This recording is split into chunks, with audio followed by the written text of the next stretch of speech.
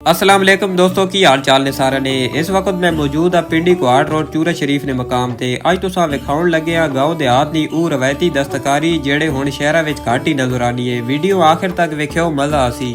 Main road ने बिल्कुल नाल ही एक मेहनती बाबा जी छोटी जी दुकान सजा के बैठे हुए ने। इत्थे हाथ नाल बणियां चीज़ां वेख के बंदा हैरान रह वैना के अडे इलाके विच कितना फन छुपा हुआ वे। खजूर ने पत्तियां ते कानिया सरूटा नाल तैयार कीतिया गईयां रंग बरंगिया चंगेरां ते टोकरे। रोटियां रखने वास्ते ई छाबियां चंगेरां अज भी गाँव दे हाथ विच अडे घरा निशान हुन।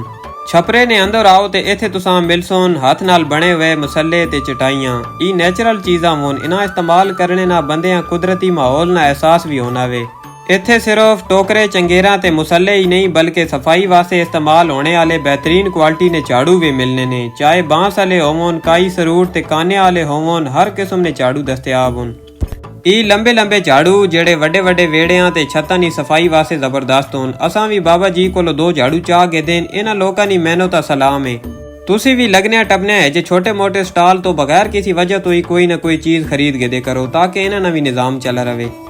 नाल ही चूरा शरीफ ना ही कमाल नज़ारा वेखो। डुबना सूरज हरियाली विच चरनियां पेड़ां ते दरख्तां पिछे लगी वैनी है रेलगड्डी। ये सकून तुहाडे शहरां दी उच्ची इमारतां विच नहीं मिल सकना। इस वास्ते तुसां गाँव देहात ना रुख करना पोसी।